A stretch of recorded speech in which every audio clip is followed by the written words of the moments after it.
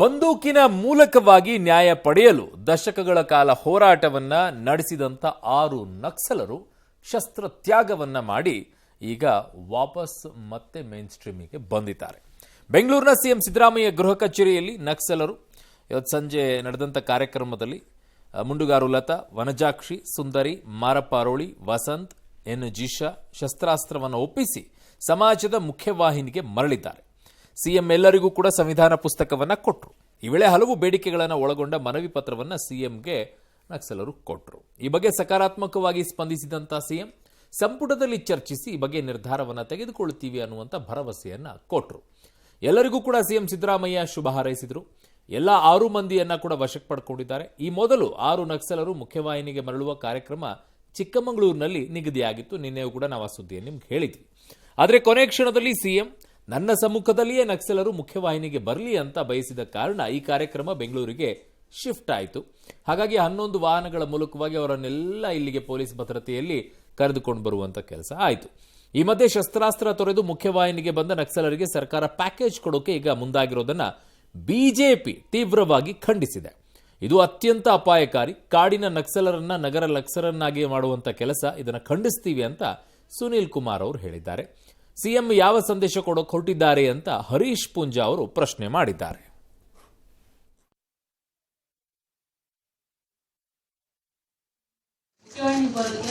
ಮಾನ್ಯ ಮುಖ್ಯಮಂತ್ರಿಯವರು ತುಂಬಾ ಗೌರವದಿಂದ ನಾವು ಕೂಡ ಅವರ ಅಭಿನಂದನೆಯನ್ನು ಹೇಳ್ತೀವಿ ಮತ್ತೆ ಧನ್ಯವಾದಗಳನ್ನು ಹೇಳ್ತಾ ಡಿಮ್ಯಾಂಡ್ಗಳನ್ನು ನಾವು ಕೊಟ್ಟಿದ್ದೀವಿ. ನಾವು ಕಾನೂನುಬದ್ಧವಾಗಿ ಮತ್ತು ಸಂವಿಧಾನಾತ್ಮಕವಾಗಿ ಹೋರಾಟಗಳು ಜನರ ಪರವಾಗಿ ನಡೆಸಿದವು, ಅದರಂತೆ ನಾವು ಮುಂದೆ ನಡ್ಕೊಳ್ತೀವಿ. ಪರಿವರ್ತನೆಯಾಗಿ ಬಂದಿದ್ದೀವಿ. ನಕ್ಸಲಿಸಂನಲ್ಲಿ ನಾವು ನಿಮ್ಮ ಮುಂದೆ ಹೇಳಲು ಇಷ್ಟಪಡ್ತೀವಿ. ನನ್ನ ಪ್ರಕಾರ ಎಂಡಾಗಿದೆ.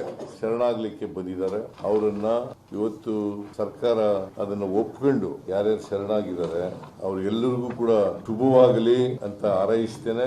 What ever the demands before us, we will discuss all the demands the cabinet and we will take a decision. ನ್ಯಾಯಾಲಯಗಳನ್ನ ಮಾಡಿ ತ್ವರಿತವಾಗಿ ಅವರ ಮೇಲಿರ್ತಕ್ಕಂಥ ಮೊಕದ್ದಮೆಗಳು ಇತ್ಯರ್ಥ ಆಗೋ ರೀತಿಯಲ್ಲಿ ಮಾಡ್ತೀವಿ. ನಕ್ಸಲರನ್ನ ಶರಣಾಗತಿ ಮಾಡುವಂತ ಪ್ಯಾಕೇಜ್ಗೆ ಸರ್ಕಾರ ಮುಂದಾಗಿರುವಂತದ್ದು ಅತ್ಯಂತ ಆತಂಕಕಾರಿಯಾದಂತ ಬೆಳವಣಿಗೆ. ಮುಂದಿನ ದಿನಗಳಲ್ಲಿ ನಾಗರಿಕ ಸಮಾಜ ಅತ್ಯಂತ ಅಪಾಯದ ಸ್ಥಿತಿಗೆ ತಲುಪುತ್ತೆ ಎನ್ನುವಂಥದ್ದು ವ್ಯಕ್ತ ಆಗ್ತಾ ಇದೆ. ಕಾಡ ನಕ್ಸಲರನ್ನ ನಾಡ ನಕ್ಸಲರನ್ನಾಗಿ ಮಾಡುವಂತ ಪ್ಯಾಕೇಜ್ ಇದು. ಬಡವರಿಗೆ ಯಾವುದೇ ರೀತಿಯಾದಂತಹ ನೆರವನ್ನ ಕೊಡದೆ 6 ಬಂದೂಕುಗಳನ್ನು ಇಟ್ಕೊಂಡಿದ್ದಾರೆ, ಅವರಿಗೆ ಹಣವನ್ನ ಕೊಡುವಂತದ್ದು ಇದೊಂದು ಆತಂಕಕಾರಿಯಾದಂತ ಬೆಳವಣಿಗೆ. ನೀವು ಸಮಾಜಕ್ಕೆ ಯಾವ ಸಂದೇಶವನ್ನು ಕೊಡಲಿಕ್ಕೆ ಹೊರಟಿದ್ದೀರಿ ಸಿದ್ದರಾಮಯ್ಯ ಅವರೇ? ಸಮಾಜದಲ್ಲಿ ಅಶಾಂತಿಯನ್ನು ಉಂಟು ಮಾಡತಕ್ಕಂಥ ಪ್ರಕ್ರಿಯೆಯನ್ನು ಮಾಡತಕ್ಕಂಥ ವ್ಯಕ್ತಿಗಳಿಗೆ ಈ ರೀತಿ ನೀವು ರೆಡ್ ಕಾರ್ಪೆಟ್ನ ಸ್ವಾಗತವನ್ನು ಮಾಡಿದರೆ ಇನ್ನಷ್ಟು ಜನ ಇದಕ್ಕೆ ಪ್ರಚೋದನೆಗೆ ಒಳಪಡಲಿ ಅನ್ನುವಂಥ ಉದ್ದೇಶ ನಿಮ್ಮಲ್ಲಿದೆಯಾ? ಬಿಜೆಪಿಯವರ ಮಾತುಗಳಿಗೆ ಆಮೇಲೆ ಬರೋಣ. ಈಗ ಶರಣಾದ ನಕ್ಸಲರ ಬೇಡಿಕೆಗಳು ಏನು ಅನ್ನುವಂಥದ್ದನ್ನ ಮೊದಲು ನೋಡೋಣ. ಭೂಮಿ ಇಲ್ಲದಂತಹ ಪ್ರತಿ ಕುಟುಂಬಕ್ಕೆ 5 ಎಕರೆ ಕೃಷಿ ಯೋಗ್ಯ ಭೂಮಿಯನ್ನು ಕೊಡಬೇಕು ಅಂತ ಹೇಳಿ. ಇದು ಬರೀ ನಕ್ಸಲರದಷ್ಟೇ ಅಲ್ಲ, ಅವ್ರು ಹೇಳ್ತಾ ಇರೋದು ಪ್ರತಿಯೊಂದು ಕುಟುಂಬಕ್ಕೂ ಕೂಡ 5 ಎಕರೆ ಕೊಡಬೇಕು ಅಂತೇಳಿ. ಎಲ್ಲಾಗತ್ತೆ ಅಷ್ಟು ಜಾಗ ಎಲ್ಲಿಂದ ತರೋಣ? ಒಂದು ಮನೆಯೇ ಕಟ್ಸ್ಕೊಡೋಕ್ಕಾಗ್ತಿಲ್ಲ ಸರ್ಕಾರಗಳಿಗೆ. ಇನ್ನೂ ಹೇಳ್ತಾನೆ ಬರ್ತಾರೆ ಪಂಚವಾರ್ಷಿಕ ಯೋಜನೆಯನ್ನು ಹಾಕ್ಕೊಂಡು. ಕಸ್ತೂರಿ ರಂಗನ್ ವರದಿಯನ್ನು ರದ್ದು ಮಾಡಬೇಕು ಅಂತ ಕೇಳ್ತಾ ಇದ್ದಾರೆ. ಇದು 2 ರೀತಿಯಲ್ಲೂ ಇದೆ. ಇರಬೇಕು ಅನ್ನೋರು ಕೂಡ ಇದ್ದಾರೆ, ಇಲ್ಲಿ ಬೇಡ ಅನ್ನುವಂಥವರು ಇದ್ದಾರೆ. ಹಾಗಾಗಿ ಇದು ಚರ್ಚೆಯ ವಿಚಾರವಾಗಿದೆ. ಅದು ಏಕಾಏಕಿಯಾಗಿ ಸರ್ಕಾರ ಈ ವಿಚಾರವನ್ನು ನಿರ್ಧಾರ ತೆಗೆದುಕೊಳ್ಳೋದು ಕಷ್ಟ ಅನ್ಸುತ್ತೆ. ಕೇಳಿದ್ದಾರೆ ಬೇಡಿಕೆಯನ್ನ. ಕುದುರೆಮುಖ ರಾಷ್ಟ್ರೀಯ ಉದ್ಯಾನವನ್ನ ರದ್ದು ಮಾಡಬೇಕು. ಏನ್ ಮಾಡಬೇಕಾಗಿದ್ದಾಗ ರದ್ದು ಮಾಡಿ ಈಗಲೇ ಅರಣ್ಯ ಭೂಮಿಗಳನ್ನ ಒತ್ತುವರಿಯನ್ನ ಮಾಡ್ಕೊಂಡು ಹೋಗ್ತಾ ಇದ್ದಾರೆ. ನೀವು ರಾಷ್ಟ್ರೀಯ ಉದ್ಯಾನವನ್ನ ರದ್ದು ಮಾಡಬೇಕು ಅಂದ್ರೆ ಮುಂದೆ ಏನು ಹೇಳ್ಬೇಕಲ್ಲ, ಬರೀ ರದ್ದು ಮಾಡಿ ಅಂದ್ಬಿಟ್ರೆ ಓಕೆ. ಅದನ್ನು ಬೇಡಿಕೆಯನ್ನ ಇಟ್ಟಿದ್ದಾರೆ. ಸರ್ಕಾರ ಏನ್ ನಿರ್ಣಯ ತಗೊಳುತ್ತೆ ಹೇಳಿದಾರಲ್ಲ ಮುಖ್ಯಮಂತ್ರಿಗಳು, ಕ್ಯಾಬಿನೆಟ್ನಲ್ಲಿ ತಗೊಳ್ತೀವಿ ಅಂತೇಳಿ. ಪಶ್ಚಿಮ ಘಟ್ಟದಲ್ಲಿ ಟೂರಿಸಂ ಹೆಸರಿನಲ್ಲಿ ನಡೀತಾ ಇರೋ ಪರಿಸರ ನಾಶವನ್ನ ತಡೆಯಬೇಕು ಅಂತ ಹೇಳ್ತಾ ಇದ್ದಾರೆ. ಟೂರಿಸಂ ಅನ್ನು ನಿಲ್ಸಕ್ಕಂತೂ ಆಗಲ್ಲ ನಿಮಗೆ ಈಗಿರುವಂಥ ಪರಿಸ್ಥಿತಿಯಲ್ಲಿ. ಬಟ್ ಪರಿಸರ ನಾಶ ಹೇಗೆ? ಪ್ಲಾಸ್ಟಿಕ್ ಎಸೆಯೋದ್ರ ಮೂಲಕವಾಗಿನ ಅಥವಾ ಇನ್ನೇನಾದರೂ ಡೆವಲಪ್ಮೆಂಟ್ ಮಾಡೋಕ್ಕೋಸ್ಕರ ಅಲ್ಲಿರುವಂಥ ಕಾಡುಗಳನ್ನು ಕಡಿತಾ ಇದ್ದಾರಾ? ಇವುಗಳನ್ನು ನಿಲ್ಲಿಸಿ ಅನ್ನೋದು ಕರೆಕ್ಟ್ ಇದೆ. ಅದನ್ನು ಮಾಡಲೇಬೇಕು. ಪಶ್ಚಿಮ ಘಟ್ಟದಲ್ಲಿ ಟೂರಿಸಂ ವಿಚಾರ ಕಾರಣ ನಿಮಗೆ ಹೆಚ್ಚಿನ ರೀತಿಯಲ್ಲಿ ಟೂರಿಸಂ ಸಿಗುವಂಥದ್ದೇ ಕೆಲವು ಭಾಗಗಳಲ್ಲಿದೆ. ಪಶ್ಚಿಮ ಘಟ್ಟಗಳಲ್ಲಿ ಆದಿವಾಸಿಗಳಿಗೆ ಕಾಡಿನ ಮೇಲೆ ಎಲ್ಲ ರೀತಿಯ ಹಕ್ಕುಗಳು ಇರಬೇಕು ಅಂತ ಹೇಳಿ. ಕಾರಣ ಕಾಡಿನಲ್ಲಿ ಸಿಗುವಂಥ ಗಿಡಮೂಲಿಕೆಗಳನ್ನು ಅವ್ರು ಪಡ್ಕೊಳ್ಳೋಕ್ಕೆ ಅವ್ರ ಮೇಲೆ ಯಾವುದೇ ರೀತಿಯಾದಂಥ ರಿಸ್ಟ್ರಿಕ್ಷನ್ ಅನ್ನು ಹಾಕಬಾರ್ದು. ಈ ನಿಟ್ಟಿನಲ್ಲಿ ಹಲವು ಬೇಡಿಕೆಗಳು ಬಹಳ ವರ್ಷಗಳಿಂದಲೂ ಕೂಡ ಕೇಳಿ ಬರ್ತಾ ಇದೆ. ಆ ಬೇಡಿಕೆಯನ್ನ ಇಲ್ಲಿ ಇಟ್ಟಿದ್ದಾರೆ. ಈಗ ಅದರ ಜೊತೆಗೆ ಆದಿವಾಸಿಗಳಿಗೆ ಅದಾಯಿತು. ಅದಾದ ನಂತರ ಮುಂದೆ ನಿರುದ್ಯೋಗಿ ಯುವಕರಿಗೆ ಅರ್ಹತೆಯ ಆಧಾರಕ್ಕೆ ತಕ್ಕಂತೆ ಕೆಲಸವನ್ನ ಕೊಡಬೇಕು ಅಂತಿದ್ದಾರೆ. ನಿರುದ್ಯೋಗ ಸಮಸ್ಯೆ ಇಡೀ ದೇಶದಲ್ಲೇನೇ ಇದೆ. ಅರ್ಹತೆಯ ತಕ್ಕಂತೆ ಕೆಲಸ ಕೊಡಬೇಕು. ಅದ್ರ ಮುಂದುವಾರದ ಭಾಗದಲ್ಲಿ ಅವರು ಹೇಳ್ತಾರೆ, ಅದರಲ್ಲಿ ಸರ್ಕಾರಿ ಕೆಲಸ ಕೊಡಬೇಕು ಅಂತ ಹೇಳ್ತಾರೆ. ನನ್ನ ಹತ್ರ ಇದೆ ಅದು ಕಾಪಿ. ಯುವಕರಿಗೆ ಕೆಲಸವನ್ನ, ಸರ್ಕಾರಿ ಕೆಲಸವನ್ನ ಕೊಡಬೇಕು ಅಂತ ಹೇಳ್ತಾರೆ. ಎಲ್ಲಿ ಕೊಡ್ಸಕ್ಕಾಗುತ್ತೆ ಸರ್? ಸರ್ಕಾರಿ ಉದ್ಯೋಗ ಕೊಡಬೇಕು, ಅದರಲ್ಲೂ ಕೂಡ ದಲಿತ ಮತ್ತು ಆದಿವಾಸಿಗಳಿಗೆ ಆದ್ಯತೆ ಮೇರೆಗೆ ಕೊಡಬೇಕು ಅಂತೇಳಿ. ಮೀಸಲಾತಿ ಇರೋದೇ ಅದಕ್ಕೆ ಅಲ್ವಾ? ಇನ್ನು ಬಡ ಮತ್ತು ಮಧ್ಯಮ ವರ್ಗದ ರೈತರ ಒತ್ತುವರಿ ಭೂಮಿಯನ್ನು ತೆರವುಗೊಳಿಸಬಾರದು ಅಂತ ಹೇಳ್ತಾ ಇದ್ದಾರೆ. ವಿಕ್ರಮ್ ಗೌಡ ಹತ್ಯೆ ಬಗ್ಗೆ ತನಿಖೆ ನಡೆಸಿ ತಪ್ಪಿತಸ್ಥರ ವಿರುದ್ಧ ಕ್ರಮ ತಗೋಬೇಕು. ಜೈಲಿನಲ್ಲಿರುವ ಕಾಮ್ರೇಡ್ಗಳ ಕೇಸ್ಗಳನ್ನು ಶೀಘ್ರವಾಗಿ ಮುಗಿಸಬೇಕು ಅಂತ ಕೇಳ್ತಾ ಇದ್ದಾರೆ. ಆದಿವಾಸಿ ಮಹಿಳೆಯರಾದಂಥ ಶೋಭಾ, ಕನ್ಯಾಕುಮಾರಿ, ಸಾವಿತ್ರಿ, ಶ್ರೀಮತಿ ಮೇಲಿನ ಕೇಸ್ ಶೀಘ್ರವಾಗಿ ಮುಗಿಸಬೇಕು ಅಂತ ಹೇಳಿ, ಇವರಿಗೂ ಕೂಡ ನಕ್ಸಲ್ ಪ್ಯಾಕೇಜ್ ನಡಿ ಪುನರ್ವಸತಿ ಸಹಾಯಧನ ಕಲ್ಪಿಸಬೇಕು ಅಂತ ಹೇಳಿ ಕೇಳಿಕೊಂಡಿದ್ದಾರೆ. ಇವರಿಗೂ ಕೂಡ. ಸೊ ಇವೆಲ್ಲವೂ ಕೂಡ ಆಗುತ್ತಾ. ಒಟ್ಟು 18 ಬೇಡಿಕೆಗಳು ಅವ್ರದ್ದಿರೋದು. 18 ಬೇಡಿಕೆಗಳು ಇದ್ದಾವೆ. ನಾರ್ಮಲ್ ಆಗಿ ಕೆಲವೊಂದಿಷ್ಟು ಹೇಳಿದ್ದಾರೆ. ಭತ್ತ ಬೆಳೆಯೋ ರೈತರ ಸಮಸ್ಯೆಗಳನ್ನು ಬಗೆಹರಿಸಬೇಕು, ಅವೆಲ್ಲ ಅಲ್ಲಲ್ಲಿ ಏನೇನು ಸಮಸ್ಯೆಗಳಿದೆ ತಕ್ಕಂಗೆ ಅವರೆಲ್ಲ ಬೇಡಿಕೆಗಳನ್ನು ಇಟ್ಕೊಂಡು ಹೋಗಿದ್ದಾರೆ. ಬಟ್ ಈ ವಿಚಾರದಲ್ಲಿ ಬೇಡಿಕೆಗಳಿಡುವಂಥದ್ದು ಏನೋ ತಪ್ಪೇನಿಲ್ಲ. ಅವರು ಬೇಡಿಕೆಗಳನ್ನು ಇಟ್ಟಿದ್ದಾರೆ. ಬಟ್ ಅದನ್ನು ಪೂರ್ಣಗೊಳಿಸುವಂಥದ್ದು ಬಹಳ ಮುಖ್ಯವಾಗುತ್ತೆ ಇದರಲ್ಲಿ. ಸೊ ಏನು ಮಾತನಾಡಿದ್ದಾರೆ ಅನ್ನುವಂಥದ್ದನ್ನ ಫಸ್ಟು ನೋಡ್ಬಿಡೋಣ ಅಲ್ವಾ? ಇನ್ನು 6 ಮಂದಿ ನಕ್ಸಲರು ಮನಪರಿವರ್ತನೆ ಮಾಡಿಕೊಂಡು ಮುಖ್ಯ ವಾಹಿನಿಗೆ ಮರಳುವುದು ಅವರ ಕುಟುಂಬ ಸದಸ್ಯರ ಸಂತಸಕ್ಕೆ ಕಾರಣವಾಗಿದೆ. ಮಾರಪ್ಪ ಅರೋಳಿ ಶರಣಾಗತಿ ಹಿನ್ನೆಲೆಯಲ್ಲಿ ರಾಯಚೂರಿನ ಮಾನ್ವಿ ತಾಲೂಕಿನ ಅರೋಳಿಯಲ್ಲಿ ಕುಟುಂಬಸ್ಥರು ಆನಂದ ಬಾಷ್ಪ ಸುರಿಸಿದ್ದಾರೆ. 25 ವರ್ಷಗಳ ಬಳಿಕ ಮಗನನ್ನು ನೋಡುವ ಆಸೆಯಲ್ಲಿ 80 ವರ್ಷದ ತಾಯಿ ಗೌರಮ್ಮ ಭಾವುಕರಾಗಿದ್ದಾರೆ. ಇದೇ ವೇಳೆ ತಮಗೆ ನೀಡುವ ಸಹಾಯಧನದಲ್ಲಿ ಅರ್ಧದಷ್ಟು ಹಣವನ್ನು ಅರೋಳಿ ಶಾಲೆಯ ಅಭಿವೃದ್ಧಿಗೆ ನೀಡುವಂತೆ ಸರ್ಕಾರವನ್ನು ಮಾರಪ್ಪ ಕೋರಿದ್ದಾರೆ. ಇನ್ನು ವನಜಾಕ್ಷಿ ಬಾಳೆಹೊಳಿ ನಿರ್ಧಾರವನ್ನು ಅವರ ಸಹೋದರ ಸ್ವಾಗತ ಮಾಡಿದ್ದಾರೆ. ಅವರು ಶಸ್ತ್ರಾಸ್ತ್ರ ತ್ಯಜಿಸಿರಬಹುದು, ಆದರೆ ಹೋರಾಟ ನಿಲ್ಲಿಸಲ್ಲ ಅಂತ ಹೇಳಿದ್ದಾರೆ. 20 ವರ್ಷ ಹೊಂಟೋಗ್ಯಾರಪ್ಪ. ಈಗಲ್ಲ ಸಾರಿಗೆ ಮನೆ ಸಾರಿಗೆ ಅಂತ ಬೆಂಕಿ ಹಚ್ಚಿದ್ವಿ. ಯಾವ ಮಾಡಿದ್ರು ನನ್ನ ಮಗನ ಕುಳ್ಳಲ್ಲ, ಸಳ್ಳಲ್ಲ, ಕಳ್ಳಲ್ಲ, ಒಂದನ್ನೊಂದು ನೋಡಿಲ್ಲ ನನ್ನ ಮಗ. ಮುಂದಲ್ ದಾರಿ ನನ್ನ ಮಗ ಬಂದ್ರೆ ಬೇಷ ಆಯ್ತು. ಬೇಡ್ಕೊಂಡು ಅಂತಿಂತಾನ, ಹೆಂಗನ ಬದುಕ್ತಾನ. ನನ್ನ ಮಗ ಮನೆಗೆ ಬಂದರೆ ನಿಮ್ಮದೇ ಕೈ ಮುಗಿತೀನಿ ನೋಡ. ಸಶಸ್ತ್ರ ಬಿಟ್ಟು ಹೊರಗಡೆ ಬರ್ತಿದ್ದೀವಿ ಅನ್ನೋದು ಖುಷಿ ಇದೆ ನಮಗೆ. ಫಲ ಸಿಕ್ಕದಂಗೆ ಆಗಲ್ಲ. ಹೋರಾಟ ಮುಂದುವರಿಸ್ತೀನಿ ಅಂತ ಕೂಡ ಹೇಳಿದ್ದಾರೆ. ಮುಂದುವರಿಸಲೇಬೇಕಾಗುತ್ತೆ. ಅದು ನಮ್ಮ ಹೋರಾಟ ಏನಿದೆ ನಾವು ಮಾಡಲೇಬೇಕು ಅನ್ನುವಂಥ ತೀರ್ಮಾನ. ಹಾಗೆ ಇದಕ್ಕೆ ಫಲದ ಬಗ್ಗೆ ನಿರೀಕ್ಷೆ ಮಾಡೋಕ್ಕಾಗಲ್ಲ. ಓಕೆ, ಕುಟುಂಬಕ್ಕೆ ಸಂತೋಷ ಅದೆಲ್ಲ ಒಂದು ಪಕ್ಕಕ್ಕಿಟ್ಟು ನೋಡೋಣ. ಬಟ್ ಇದು ಚಿಕ್ಕಮಗಳೂರಿನ SP ಸಮ್ಮುಖದಲ್ಲೇ ಮಾಡ್ಬೋದಿತ್ತಲ್ಲ. ಮುಖ್ಯಮಂತ್ರಿಗಳ ಮುಂದೆ ಕರ್ಕೊಂಡು ಬಂದು ಮಾಡೋ ಅವಶ್ಯಕತೆ ಇತ್ತ ಫಸ್ಟ್ಲಿ? ಅದು ಅವ್ರವ್ರಿಗಿರುತ್ತೆ. ಸಾಮಾನ್ಯವಾಗಿ ಏನಂತಾರೆ, ನ್ಯಾಯಾಲಯಗಳ ಮುಂದೆ ಹೋಗಿ ನಿಲ್ಲಿಸಬೇಕು, ಶರಣಾಗತರಾಗೋದು ಎಲ್ಲ ಆಗಬೇಕು, ಜಿಲ್ಲಾಧಿಕಾರಿಗಳ ಮುಂದೆ ಆಗಬೇಕು, SP ಅವರ ಮುಂದೆ ಆಗಬೇಕು, ಇಲ್ಲ ನ್ಯಾಯಾಲಯದಲ್ಲಿ ಶರಣಾಗತರಾಗಬೇಕು ಅಂತ ಇದೆ. ಸರ್ಕಾರ ಇದರಲ್ಲಿ ಸ್ವಲ್ಪ ಮುತುವರ್ಜಿಯನ್ನು ತೆಗೆದುಕೊಂಡು ಅದಕ್ಕೆ ಸಮಿತಿಯನ್ನ ಮಾಡಿ ಅವರನ್ನೆಲ್ಲ ವಿಶ್ವಾಸಕ್ಕೆ ತೆಗೆದುಕೊಂಡು ಶರಣಾಗತರನ್ನ ಮಾಡ್ಕೊಳ್ತಾರೆ. ಅಲ್ಲೇ ಪೊಲೀಸ್ ಆಫೀಸರ್ನು ಕೂಡ ನಿಲ್ಲಿಸ್ಕೊಂಡಿರ್ತಾರೆ.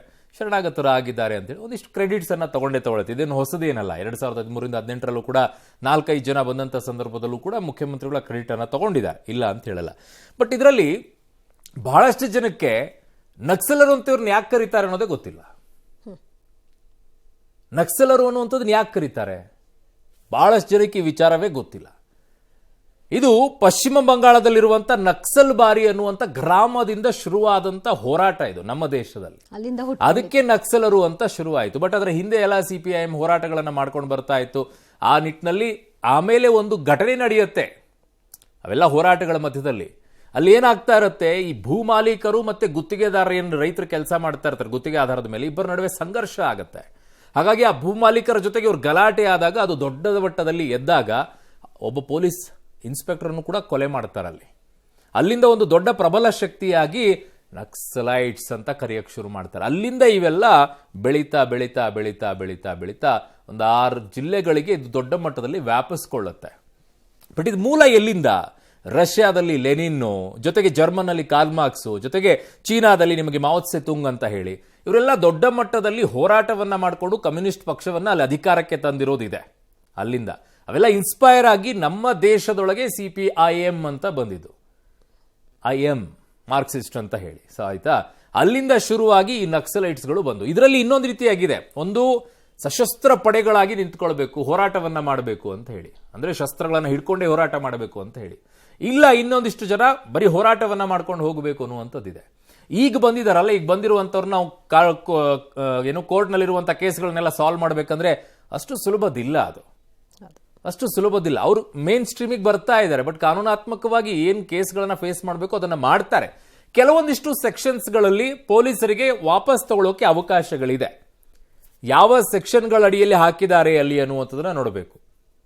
ಆ ಸೆಕ್ಷನ್ಗಳನ್ನ ಪೊಲೀಸರಿಗೆ ಆ ಕೇಸ್ಗಳನ್ನು ವಾಪಸ್ ತಗೊಳ್ಳೋಕೆ ಅವಕಾಶ ಇದೆ.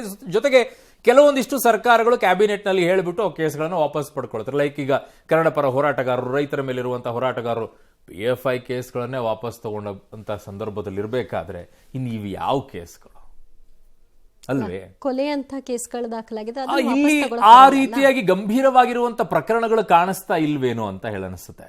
ಯಾಕಂದ್ರೆ ರಾಜ್ಯದಲ್ಲಿ ಈ ವಿಚಾರದಲ್ಲಿ ಅಂತಹ ಪ್ರಕರಣಗಳು ಕಾಣಿಸಿಲ್ಲ. 1990ರಿಂದ 2000 ಇಸ್ವಿಯವರೆಗೂ ಮಾತ್ರ ದೊಡ್ಡ ಮಟ್ಟದಲ್ಲಿ ಸಂಘರ್ಷ ಆಗಿತ್ತು. ಜೊತೆಗೆ 2005ರಲ್ಲಿ ತುಮಕೂರಿನ ಪಾವಗಡದಲ್ಲಿ ಒಂದು ಘಟನೆ ನಡೆಯುತ್ತೆ. ತುಮಕೂರಿನ ಪಾವಗಡದಲ್ಲಿ ಆಗುವಂತಹ ಘಟನೆ ಏನಿದೆ ಅದೇ ದೊಡ್ಡ ಮಟ್ಟದಲ್ಲಿ ಆಗುತ್ತೆ. ಅದಾದ ನಂತರ ಈ ಹೊಡೆದಾಟ, ಕೊಲೆ ಮಾಡುವಂಥದ್ದು ಇವೆಲ್ಲವೂ ಕೂಡ ಕಡಿಮೆ. ಬಟ್ ಅದಾದ ನಂತರ ಕೆಲವೊಂದಿಷ್ಟು ಎನ್ಕೌಂಟರ್ಗಳಾಗ್ತಾ ಬರುತ್ತೆ. ಸೊ ಹಾಗಾಗಿ ಅದು ಮುಖ್ಯವಾಗಿದೆ. ಕರ್ನಾಟಕದಲ್ಲೂ ಕೂಡ ಈ ವಿಚಾರದಲ್ಲಿ ಪ್ರಮುಖ ಪಾತ್ರವನ್ನ ವಹಿಸುವಂಥವ್ರ ವಿಚಾರದಲ್ಲಿ ನಿಮಗೆ ಹೋಗೋದಾದ್ರೆ ಸಾಕೇತ್ ರಾಜನ್ ಮೇನ್ ಸ್ಟ್ರೀಮ್ ಅಲ್ಲಿ ಮುಖ್ಯವಾಗಿ ನಾಯಕ ಕರ್ನಾಟಕದಲ್ಲಿ ಇದ್ದಿದ್ದು ಸಾಕೇತ್ ರಾಜನ್. ಸೊ ಆ ಎನ್ಕೌಂಟರ್ ಆದ್ಮೇಲೆ ಅದರ ಪ್ರತಿಕಾರವಾಗಿ ತುಮಕೂರಿನ ಪಾವಗಡದಲ್ಲಿ ನಡೆಯುವಂತಹ ದೊಡ್ಡ ಮಟ್ಟದಲ್ಲಿ ದಾಳಿಯನ್ನ ನಡೆಸ್ತಾರೆ. ಆ ಸಂದರ್ಭದಲ್ಲಿ ಆಗೋದು 6 ಪೊಲೀಸರು ಸಾಯ್ತಾರೆ, ಒಬ್ಬ ನಾರ್ಮಲ್ ಜನನು ಕೂಡ ಸತ್ತು ಹೋಗ್ತಾರೆ. ಬಟ್ ಇಡೀ ದೇಶದಲ್ಲಿ ನೀವು ಲೆಕ್ಕವನ್ನ ನೋಡ್ಕೊಳ್ಳಿ ಹೇಗಿದೆ ಅಂತ ಹೇಳಿ, ಏನ್ ಸಾಧಿಸಿದ್ರು ಅಂತ ಅನಿಸುತ್ತೆ ನನಗೆ. ಯಾಕಂದ್ರೆ ಲೆಕ್ಕದ ಒಂದು ಡಾಟಾ ಇದೆ. ಆ ಪ್ರಕಾರವಾಗಿ ನೋಡೋದಾದ್ರೆ 7,800 ಜನ ನಾಗರಿಕರು ಸತ್ತೋಗಿದ್ದಾರೆ ಈ ನಕ್ಸಲ್ ದಾಳಿಗಳಿಂದಾಗಿ. ಜೊತೆಗೆ ಒಂದು 3,000 to 3,500 ಜನ ಪೊಲೀಸರು, ಯೋಧರು ಈ ರೀತಿಯಾಗಿ ಸಾವನ್ನಪ್ಪಿದ್ದಾರೆ. ನಕ್ಸಲರು ಕೂಡ ಒಂದು 3,000 ಜನ ಸತ್ತೋಗಿದ್ದಾರೆ. ಏನ್ ಸಾಧಿಸಿದಿರಿ ನೀವು? ಅಲ್ಲ, ಈ ಪಾಯಿಂಟ್ ಬಂದಾಗಲೇ ಕೆಲವರು ಹೇಳೋದು, ಈಗ ಇವರು ಕೇಸ್ ವಾಪಸ್ ತಗೊಳ್ಳಿ ಶರಣಾಗ್ತಿದ್ದೀವಿ ಅಂತ ಹೇಳ್ತಾರೆ, ಹಾಗಾದ್ರೆ ಬಲಿಯಾದವ್ರಿಗೆ ನ್ಯಾಯ ಒದಗಿಸ್ತಾರೆ? Exactly the point. ಈಗ ಇವ್ರನ್ನೇನೋ ಕರ್ಕೊಂಡ್ರಿ, ಪ್ಯಾಕೇಜ್ ಕೊಟ್ರಿ, ಸ್ಪೆಷಲ್ ಪ್ಯಾಕೇಜ್ ಕೊಟ್ಟಿದ್ದಾರೆ, ಅವ್ರು ಮೇನ್ ಸ್ಟ್ರೀಮಿಗೆ ಬರ್ತಾರೆ, ಕರೆಕ್ಟ್. ಹಾಗಿದ್ದಾಗ ಬಟ್ ಇವರಿಂದ ಇನ್ಯಾರೋ ಸಮಸ್ಯೆಗಳನ್ನು ಅನುಭವಿಸಿರುವಂತವ್ರು, ಫಾರ್ ಎಕ್ಸಾಂಪಲ್ ಕರ್ನಾಟಕದಲ್ಲಿ ಒಂದು ಕೇಸ್ ಇದೆ, ನಾನು ಹೆಸರು ಹೇಳಕ್ ಹೋಗೋದಿಲ್ಲ. ಏನ್ ಮಾಡ್ತಾರೆ ಇವರು, ಏನೋ ಕೊಟ್ಟಿರುವ ವಿಚಾರವನ್ನ ಅವನು ಇಟ್ಕೊಂಡಿರ್ತಾನೆ, ನೀನು ನಕ್ಸಲ್ ಜೊತೆಗೆ ಸೇರ್ಕೊಂಡಿದ್ಯಾ ಅಂತ ಹೇಳ್ಬಿಟ್ಟು ಅವನನ್ನು ಒಳಗಡೆಗೆ ಹಾಕ್ತಾರೆ. ಅವನು ಅದರಿಂದ ವ್ಯವಸ್ಥೆಯ ಬಗ್ಗೆ ಕೋಪಗೊಳ್ಕೊಂಡು ವಾಪಸ್ ಅವನು ನಕ್ಸಲೈಟ್ ಆಗ್ತಾನೆ ಅವನೇ ಹೋಗಿ. ಈಗ ಯಾರನ್ನ ದೂಷಿಸೋದು? ವ್ಯವಸ್ಥೆಯನ್ನ, ಪೊಲೀಸರನ್ನ? ಇಂಥ ಅನೇಕ ಪ್ರಕರಣಗಳು ತುಂಬಾ ಬರ್ತವೆ. ಸೊ ಹಾಗಾಗಿ ಈ ವಿಚಾರದಲ್ಲಿ ಯಾವ ರೀತಿಯಾಗಿ ಹೆಜ್ಜೆಯನ್ನ ಇಡ್ತಾರೆ ಏನು ಅನ್ನುವಂಥದ್ದನ್ನ ನೋಡಬೇಕು. ಕಾರಣ ಬಿಜೆಪಿಗರು ಕೂಡ ಕೆಲವರು ಹೇಳ್ತಾ ಇದ್ರು, ಈ ಮೂಲಕ ಏನ್ ಸಂದೇಶ ಕೊಡ್ತಾ ಇದ್ದಾರೆ. ಕೆಲವರು ಹೇಳ್ತಾರೆ ನನ್ನ ಮೇಲೂ ಕೇಸ್ ಇದೆ, ವಾಪಸ್ ತಗೊಳ್ಳಿ ಅಂತ ಕೇಳ್ತಾರೆ. ಆ ಕೇಸ್ ವಾಪಸ್ ತಗೊಳ್ತಾರ? ಈಗ ನಾನು ನಕ್ಸಲ್ ಆಗ್ಲಿಕ್ಕೆ ಹೋಗ್ತೀನಿ, ನಾಳೆ ವಾಪಸ್ ಬರ್ತೀನಿ, ನನ್ನನ್ನು ಕೂಡ ನೀವು ಸ್ವೀಕಾರ ಮಾಡ್ತೀರಾ ಅಂತ ಹೀಗೆ ಹಲವಾರು ಪ್ರಶ್ನೆಗಳು ಕೂಡ ಎದ್ದೇಳುತ್ತಲ್ಲ, ಇದು ಈ ಮೂಲಕವಾಗಿ 100% ಎದ್ದೇಳುತ್ತೆ. ಹಾಗಿದ್ದಾಗ 2015-16 ಒಂದಿಷ್ಟು ನಕ್ಸಲರು ವಾಪಸ್ ಬಂದ್ರಲ್ಲ, ಅವರಿಂದ ಏನಾಯ್ತಂತೆ ಸಮಸ್ಯೆ? ಏನಾಗಿದೆ ಅಂತ ಬಿಜೆಪಿ ಅವರು ಏನೇ ಎದುರಿಸಿದಾರಂತೆ ಸಮಸ್ಯೆಯನ್ನ? ಹಾಗಿದ್ರೆ ಮೇನ್ ಸ್ಟ್ರೀಮಿಗೆ ಬರೋದೇ ಬೇಡವಾ? ಮೇನ್ ಸ್ಟ್ರೀಮಿಗೆ ಬರೋದಾದ್ರೆ ಅವ್ರು ಯಾವ ರೀತಿಯಾದಂಥ ಬೇಡಿಕೆಗಳನ್ನ ಇಡ್ತಾರೋ ಹಾಗೆ ಸರ್ಕಾರಗಳು ಕೂಡ ಒಂದಿಷ್ಟು ಕಂಡೀಷನ್ಸ್ ಹಾಕೊಂಡೇ ತಗೊಳ್ಬೇಕು. ಸುಮ್ಮನೆ ಎಲ್ಲದಕ್ಕೂ ಬಂದುಬಿಟ್ರು ಅಂತ ಹೇಳಿ ಕರ್ಕೊಳ್ಳುವಂಥದ್ದಲ್ಲ. ನೀವು ಕಂಡೀಷನ್ಸ್ಗಳನ್ನ ಹಾಕಬೇಕು, ಹೇಗೆ, ಏನು, ಎತ್ತ ಅಂತ ಹೇಳಿ. ಶಸ್ತ್ರಾಸ್ತ್ರಗಳನ್ನೆಲ್ಲವನ್ನೂ ಕೊಟ್ಟಿದ್ದಾರೆ ಅಂತ ಏನು ಅನ್ಕೊಳ್ಬೇಕು? ಈಗ ಹೆಂಗ್ ಅನ್ಕೊಳ್ತೀರಾ? ಆಮೇಲೆ ಕೊನೆ ಆಗೋಯ್ತು ರಾಜ್ಯದಲ್ಲಿ ಅಂತಂದ್ರೆ ಹಂಗಾಗೋದಿಲ್ಲ. ಕಾರಣ ಒಂದು ಸಿದ್ಧಾಂತಗಳು ಯಾವತ್ತೂ ಕೂಡ ಕೊನೆ ಆಗೋದಿಲ್ಲ. ಆ ಸಿದ್ಧಾಂತಗಳು ಇನ್ಯಾರಿಗೂ ಒಂದು ಥಾಟ್ ಆಗಿ ನಿಂತ್ಕೊಳ್ಬಹುದು. ರಾಜ್ಯದಲ್ಲಿ ನೀವು ನಡೀತಾ ಇರುವಂತ ರೀತಿ ಇದೆಯಲ್ಲ, ನಿಮ್ಮ ನಡವಳಿಕೆಗಳು, ಬಿಜೆಪಿ ಆಗಿರ್ಬೋದು, ಕಾಂಗ್ರೆಸ್ ಆಗಿರ್ಬೋದು, ನಿಮ್ಮಿಂದಾಗಿ ಬೇಕಿದ್ರೆ ನಗರ ಪ್ರದೇಶಗಳಲ್ಲೇ ನಕ್ಸಲರು ಎದ್ದು ಬಿಡಬಹುದೇನೋ. ನಿಮ್ಮ ದುರಾಡಳಿತದಿಂದಾಗಿ, ಅದನ್ನ ವಿರೋಧ ಮಾಡದೇ ಇರುವಂತ ರಾಜಕೀಯ ಪಕ್ಷಗಳಿಂದಾಗಿ ಜನ ಸೋತು ಹೋಗಿ ಇದೆಲ್ಲದರಿಂದಲೂ ಕೂಡ ಮಿಗಿಲಾಗಿ ನಾವೇ ಶುರು ಮಾಡ್ಕೊಳ್ಳೋಣ ಅನ್ನುವಂಥ ಮಟ್ಟಕ್ಕೂ ಹೋಗಬಹುದೇನೋ. ಕಾರಣ ನಿಮ್ಮ ವ್ಯವಸ್ಥೆ. ಇವರು ಕೂಡ ಅದೇ ರೀತಿಯಾಗಿ ವ್ಯವಸ್ಥೆಗಳ ವಿರುದ್ಧವಾಗಿ ಇವರು ಹೋಗ್ತಾ ಇದ್ದಿದ್ದು. ಏನು ವ್ಯವಸ್ಥೆ? ಅವ್ರದ್ದು ಒಂದೇ ಸಿದ್ಧಾಂತ ಆರಂಭದಲ್ಲಿ ಶುರುವಾಗಿದ್ದು, ಭೂ ಮಾಲೀಕರು ಇರಬಾರ್ದು, ಎಲ್ಲವೂ ಸರ್ಕಾರ ನೋಡ್ಕೊಳ್ಬೇಕು, ಆಸ್ತಿಯನ್ನು ಹೊಂದಿರಬಾರ್ದು, ಅವ್ರಿಗೆ ಬದುಕಕ್ಕೆ ಹಕ್ಕಿಲ್ಲ. ಸೊ ಈ ರೀತಿಯಾಗಿದೆ. ಗೊತ್ತಿಲ್ಲ, ನೋಡೋಣ ಏನಾಗುತ್ತೆ ವಿಚಾರದಲ್ಲಿ. ಇನ್ನು ಮುಂದುವರೆದ ಭಾಗದಲ್ಲಿ ರಾಜ್ಯ ಕಾಂಗ್ರೆಸ್ನಲ್ಲಿ ಪವರ್ ಪೊಲಿಟಿಕ್ಸ್ ತೀವ್ರ ಸ್ವರೂಪ ಪಡಿತಾ ಇದೆ. ತಾವು ಇಲ್ಲದ ವೇಳೆ ಡಿನ್ನರ್ ಪೊಲಿಟಿಕ್ಸ್ ಮಾಡಿದ್ದ ಸಿಎಂ ಬಣಕ್ಕೆ ವಿದೇಶದಿಂದ ವಾಪಸ್ ಆಗ್ತಾನೆ ಸೈಲೆಂಟ್ ಆಗಿ ಶಾಕ್ ನೀಡುವ ಕೆಲಸವನ್ನು ಡಿಸಿಎಂ ಮಾಡಿದ್ದಾರೆ. ಇವತ್ತು ಪರಮೇಶ್ವರ್ ಕರೆದಿದ್ದ ದಲಿತ ಮುಖಂಡರ ಡಿನ್ನರ್ ಮೀಟಿಂಗ್ಗೆ ಹೈಕಮಾಂಡ್ ಮೂಲಕ ಬ್ರೇಕ್ ಹಾಕಿಸಿದ್ರು. ಈ ಬೆಳವಣಿಗೆಯಿಂದ ಸಿಎಂ ಬಣ ಕೆರಳಿದೆ. ಡಿನ್ನರ್ ಮೀಟಿಂಗ್ ರದ್ದಾಗಿದ್ದಕ್ಕೆ ಪರಮೇಶ್ವರ್ ಅಸಮಾಧಾನ ವ್ಯಕ್ತಪಡಿಸಿದ್ದಾರೆ. ಈ ಸಭೆ ಬಗ್ಗೆ ಹೈಕಮಾಂಡ್ ಅಪಾರ್ಥ ಮಾಡಿಕೊಂಡಿರೋದು ಗೊತ್ತಿಲ್ಲ, ಡಿಸಿಎಂ ದೂರು ಕೊಟ್ಟಿರೋದು ಗೊತ್ತಿಲ್ಲ, ಯಾರು ಕೂಡ ನಮ್ಮ ಸಭೆ ಸಹಿಸಲ್ಲ ಎಂದಿಲ್ಲ. ಒಂದೊಮ್ಮೆ ಯಾರಾದರೂ ಹಾಗೆ ಮಾತನಾಡಿದರೆ ಅದಕ್ಕೆ ತಕ್ಕ ಉತ್ತರ ಕೊಡ್ತೀವಿ, ಆ ಶಕ್ತಿ ನಮಗಿದೆ, ಯಾರ ಹೆಸರು ಕೂಡ ಹೇಳದೆ ಗೃಹ ಮಂತ್ರಿಗಳು ಈ ವಾರ್ನಿಂಗ್ ಅನ್ನು ಕೊಟ್ಟಿದ್ದಾರೆ. ಇನ್ನು ಏನು ನಡೆದಿದೆ ಅನ್ನೋದು ಪೂರ್ತಿಯಾಗಿ ಹೇಳೋಕೆ ಆಗೋದಿಲ್ಲ ಅನ್ನೋ ಮೂಲಕವಾಗಿ ಗೃಹ ಮಂತ್ರಿಗಳು ಕುತೂಹಲ ಮೂಡಿಸಿದ್ದಾರೆ. ಸಚಿವ ಕೆ ಎನ್ ರಾಜಣ್ಣ ಅವರಂತೂ ಡಿಕೆ ವಿರುದ್ಧ ಕೆಂಡಾಮಂಡರಾಗ್ಬಿಟ್ಟಿದ್ದಾರೆ. ನಾವೇನು ಅವರ ಆಸ್ತಿ ಬರೆದುಕೊಂಡಿದ್ದೀವಾ ಅಂತ ಪ್ರಶ್ನೆ ಮಾಡಿದ್ದಾರೆ. SC/ST ಮಕ್ಕಳ ಸಮಸ್ಯೆ ಬಗ್ಗೆ ಚರ್ಚಿಸೋಕೆ ಸಭೆ ಕರೆದಿದ್ವಿ. ಹೌದಾ, ಅಲ್ಲಿ ವೆರಿ ಗುಡ್. ಇದನ್ನು ಮಾಡಬೇಡಿ ಅಂದರೆ ಹೇಗ್ರಿ, ಇವೆಲ್ಲ ಬಹಳಷ್ಟು ದಿನ ನಡೆಯಲ್ಲ ಅಂತ ನೇರ ಎಚ್ಚರಿಕೆಯನ್ನು ಕೊಟ್ಟಿದ್ದಾರೆ. ಇನ್ನು ಸಚಿವ ಸತೀಶ್ ಜಾರಕಿಹೊಳಿ ಸಹ ನಮ್ಮ ಊಟ ನಮ್ಮದು, ಬೇರೆಯವರಿಗೇನು ಸಂಬಂಧ, ಅವರಿಗೇ ಕಾತಂಕ ಅಂತ ಕೇಳಿದರು. ಈ ಬೆಳವಣಿಗೆಯ ನಡುವೆ CLP ಸಭೆಗೆ ಡೇಟ್ ಫಿಕ್ಸ್ ಆಗಿದೆ. 13ನೇ ತಾರೀಕು ಏನೋ ಇದೆ ಅಂತೆ, ಹೈಕಮಾಂಡ್ ಸೂಚನೆ ಮೇರೆಗೆ ಅಂತೆ. ಅದು ಇದು ಚರ್ಚೆಗೆ ಈಗ ಗ್ರಾಸವಾಗಿದೆ. ಇಲ್ಲ, ಆ ಭಾಗ ನನಗೆ ಗೊತ್ತಿಲ್ಲ. DK ಶಿವಕುಮಾರ್ ಅವರು ಹೈಕಮಾಂಡ್ ಬಳಿ ಕಂಪ್ಲೇಂಟ್ ಕೊಟ್ಟರು, ಹಾಗಾಗಿ ಇದು ತಡೆ ಆಯಿತು ಅನ್ನೋ. ಇಲ್ಲಪ್ಪ, ಅದ್ರ ನನಗೆ ಗೊತ್ತಿಲ್ಲ. ನನಗೆಷ್ಟೇ ಗೊತ್ತು, ಅವ್ರು ಕರೆ ಮಾಡಿ ಕೇಳಿದಾಗ ನಾನು ಹೇಳಿದ್ದೇನೆ, ಈ ರೀತಿ ಬನ್ನಿ, ನೀವೇ ಬನ್ನಿ, ಇದರಲ್ಲಿ ಯಾವುದೋ ರಾಜಕೀಯದ ಲೇಪನ ಯಾವುದೂ ಇಲ್ಲ ಇಲ್ಲಿ ಅಂತ ಹೇಳಿ ಕರೆದೆ. ನಾನು ಬರ್ತೀನಿ, ನಾನು ಭಾಗವಹಿಸ್ತೇನೆ, ಮುಂದಕ್ಕೆ ಹಾಕ್ಕೊಳ್ಳಿ ಅಂತ ಹೇಳಿದರು. ಎಲ್ಲ ಭಾಗನೂ ಗೊತ್ತಿದೆ, ಆದರೆ ಅರ್ಧ ಮಾತ್ರ ಹೇಳ್ತಾ ಇದ್ದೀರಾ ಸರ್? ಅಲ್ಲ, ಪೂರ್ತಿ ಹೇಳಂಗಿಲ್ವಲ್ಲ ನಿಮ್ಮ ಹತ್ರ. ನಿಮಗೆ ನಿಮ್ಮ ಊಹೆಗೂ ಬಿಡಬೇಕಲ್ಲ ಸ್ವಲ್ಪ. ಯಾರೂ ಹೇಳಿಲ್ಲ ಹಂಗಂತ, ಸಹಿಸೋದಿಲ್ಲ ಅಂತ ನನಗಂತೂ ಯಾರು ಹೇಳಿಲ್ಲಪ್ಪ. ಹಂಗೆ ಯಾರನ್ನ ಹೇಳಿದ್ರೆ ನಾವು ಅದ್ರ ಬಗ್ಗೆ ತಲೆ ಕೆಡಿಸ್ಕೊಳಕ್ಕೆ ಹೋಗೋದಿಲ್ಲ. ನೀವು ಮಾಡಿದರೆ ಸಹಿಸೋದಿಲ್ಲ ಅಂತ ಯಾರಾದರೂ ನಮ್ಗೆ ಹೇಳಿದರೆ ಅದಕ್ಕೆ ಉತ್ತರ ಕೊಡ್ತೀವಿ ನಾವು ಸರಿಯಾಗಿ, ಅದಕ್ಕೇನು ತೊಂದರೆ ಇಲ್ಲ. ಆ ಶಕ್ತಿ ಇದೆ ನಮಗೆ. ಈಗ ನಾವು ಮತ್ತೆ ಮುಂದಕ್ಕೆ ಹಾಕಿದ್ದೀವಿ ಅಂತ ಹೇಳಿದೆ ನಾನು. ಮತ್ತೆ ಯಾವಾಗ ನಾವು ಅರೇಂಜ್ ಮಾಡ್ತೀವೋ ಆವಾಗ ಗೊತ್ತಾಗುತ್ತೆ ಅವರು ಯಾವ ಉದ್ದೇಶದಿಂದ ಮುಂದಕ್ಕೆ ಹಾಕ್ಸಿದ್ರು ಅಂತ ಗೊತ್ತಾಗುತ್ತೆ. ಅವೆಲ್ಲ ಬಹಳ ದಿವಸ ನಡೆಯೋದಿಲ್ಲ. ಏನ್ ಬೇಜಾರಾಗಕ್ಕೆ ಏನ್ ಅವ್ರ ಆಸ್ತಿನ ಬರ್ಸ್ಕೊಂಡವ್ರ ಯಾರನ ಏನ ಸುಮ್ನೆ ನೋಡ್ರಿ.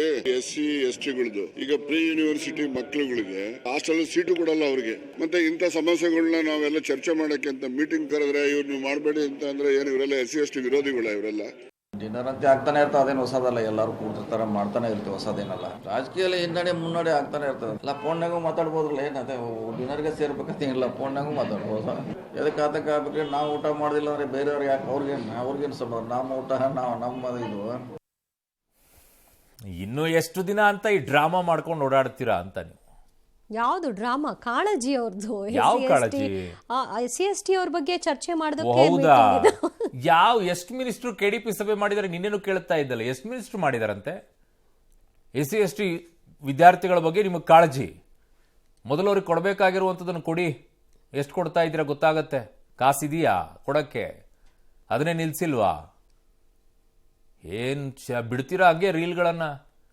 ಈ ಪ್ರಪಂಚದಲ್ಲಿ ರೀಲ್ಸ್ಗಳ ಹಾವಳಿ ಜಾಸ್ತಿ ಆಗಿದೆ ಅಂತೇಳಿ ನೀವು ರೀಲ್ಗಳನ್ನು ಬಿಡಕ್ಕೆ ಶುರು ಮಾಡ್ಬಿಟ್ಟಿದ್ದೀರೇನೋ? ಒಂದಾದ ನಂತರ ಒಂದೊಂದು ರೀಲ್ಗಳು ಟ್ರೋಲ್ ಆಗಲಿ ಅಂತ ಹೇಳಿ ಕಾದು ಬಿಡ್ತೀರಾ ಏನು ಕತೆ?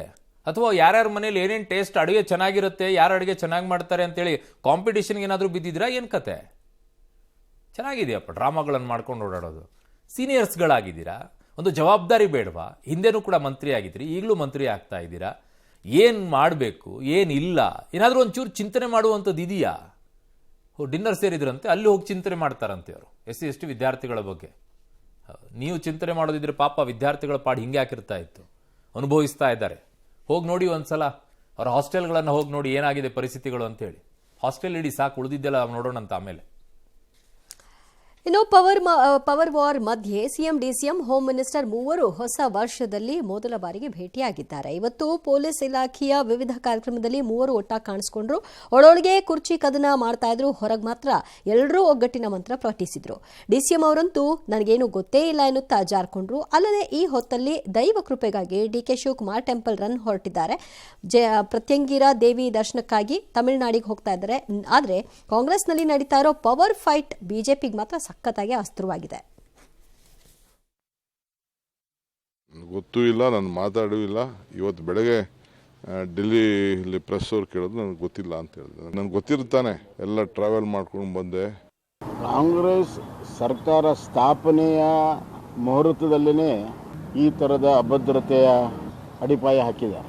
ಆದ್ದರಿಂದ ಅದು ಒಳ ಬೇಗುದಿ ನಿರಂತರವಾಗಿ ನಡೀತಾ ಇದೆ. ಇದು ನಿರೀಕ್ಷಿತವಾಗಿರುವಂಥ ಬೆಳವಣಿಗೆ. ಇದರಲ್ಲಿ ಬಹಳ ಮುಖ್ಯವಾಗಿರುವಂಥ ಅಂಶ ಸನ್ಮಾನ್ಯ ಉಪಮುಖ್ಯಮಂತ್ರಿ DK ಶಿವಕುಮಾರ್ ಅವರ ಸಹನೆ.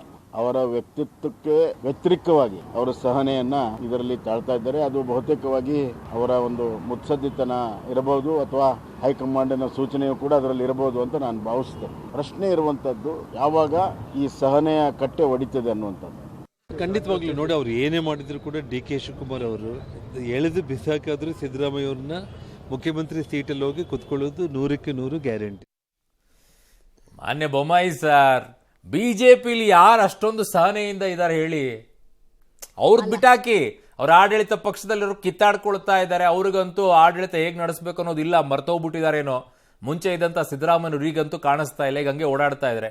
ನೀವ್ ಹೇಳಿ, ನಿಮ್ಮ ಪಕ್ಷದಲ್ಲಿರುವಂಥ ಸಹನೆಯ ಕಟ್ಟೆ ಯಾರದಷ್ಟು ಗಟ್ಟಿಯಾಗಿ ನಿಂತ್ಕೊಂಡಿದೆ ಅಂತ ಹೇಳಿ. ಆ ಸಹನೆ ಕಟ್ಟೆ ಒಡೆಯೋದು ಯಾವಾಗ?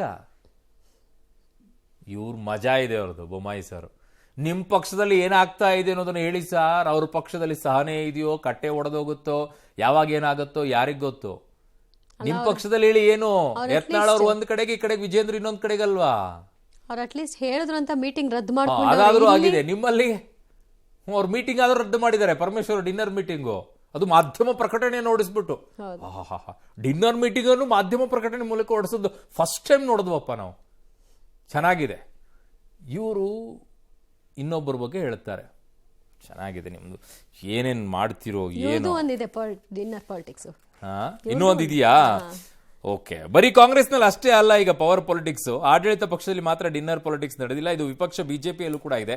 ಬಣ ಬಡಿದಾಟದಿಂದ ಹೈರಾಣಾಗಿರುವ ಬಿಜೆಪಿಯಲ್ಲಿ ಈಗ ತಟಸ್ಥ ಬಣ ಡಿನ್ನರ್ ಮೀಟಿಂಗ್ ನಡೆಸಿದೆ. ಕಳೆದ ರಾತ್ರಿ ಬೆಂಗಳೂರಿನ ಖಾಸಗಿ ಹೋಟೆಲ್ನಲ್ಲಿ ತಟಸ್ಥ ಬಣದ ಮಾಜಿ ಸಿಎಂ ಬಸವರಾಜ ಬೊಮ್ಮಾಯಿ, ವಿಪಕ್ಷ ನಾಯಕ ಅಶೋಕ್, ಸುನೀಲ್ ಕುಮಾರ್ ಸೇರಿ ಹಲವರೆಲ್ಲ ಸಭೆ ಸೇರಿಬಿಟ್ಟಿದ್ದಾರೆ.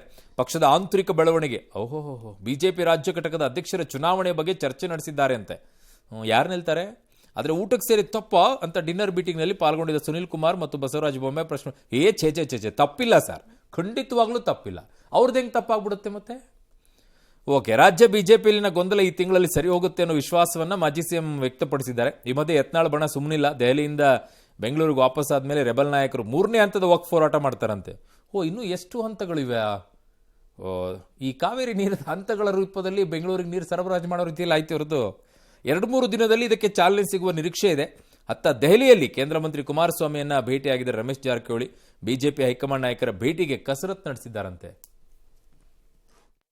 ಬಹಿರಂಗವಾಗಿ ಕಾಲಕ್ಕೆ ಯಾವಾಗಲೂ ಮಾಡ್ತೀವಿ, ನಿಮಗೂ ಗೊತ್ತಿದೆ. ಅದಕ್ಕೇನು ಭಾಳ ಮಾತು ಕೂಡ ಅವಶ್ಯಕತೆ ಇಲ್ಲ. ಅದಕ್ಕೆ ಈಗ ಹೈಕಮಾಂಡ್ ಈಗಾಗಲೇ ಅದ್ರ ಬಗ್ಗೆ ಎಲ್ಲ ಇದೆ. ಬಹುತೇಕವಾಗಿ ಈ ತಿಂಗಳು ಅಂತ್ಯದೊಳಗಡೆ ಎಲ್ಲದಕ್ಕೂ ಕೂಡ ಒಂದು ಒಳ್ಳೆಯ ರೀತಿಯಲ್ಲಿ ಒಕ್ಕಟ್ಟಾಗಿ ಪಕ್ಷವನ್ನು ಮುನ್ನಡೆಸುವಂಥ ವಾತಾವರಣ ಹೈಕಮಾಂಡ್ ಕ್ರಿಯೇಟ್ ಮಾಡ್ತದೆ ಅಂತ ವಿಶ್ವಾಸ ನಾನು. ಕಮಿಟಿ ಮೀಟಿಂಗ್ ಬಂದಾಗ ಶಾಸಕರು ಕಮಿಟಿ ಮೀಟಿಂಗ್ ಅನ್ನು ಮುಗಿಸಿ ಊಟ ಮಾಡೋದಪ್ಪ. ಯಾವುದೇ ರೀತಿಯಾದಂತ ರಾಜಕೀಯ ಮೀಟಿಂಗ್ ನಡೆದಿಲ್ಲ, ರಾಜಕೀಯ ಚರ್ಚೆಗಳು ನಡೆದಿಲ್ಲ. ಪ್ರತಿ ಮಂಗಳವಾರ ಕಮಿಟಿ ಮೀಟಿಂಗ್ ಬಂದಾಗ ನಾವು ಬೇರೆ ಬೇರೆ ಶಾಸಕರು, ಅನ್ಯ ಪಕ್ಷದ ಶಾಸಕರನ್ನು ಸೇರಿಸಿಕೊಂಡು ಊಟಕ್ಕೆ ಹೋಗ್ತೀವಿ ಮಧ್ಯಾಹ್ನ. ಎಲ್ಲವೂ ಸುಳ್ಳು, ಎಲ್ಲವೂ ಕಲ್ಪೋತಿತ. ನಮ್ದು ಪಬ್ಲಿಕ್ ಅಕೌಂಟ್ಸ್ ಕಮಿಟಿ ಮೀಟಿಂಗ್ ಮುಗಿದ ನಂತರ ಊಟಕ್ಕೆ ನಾವು ಸೇರ್ತೇವೆ.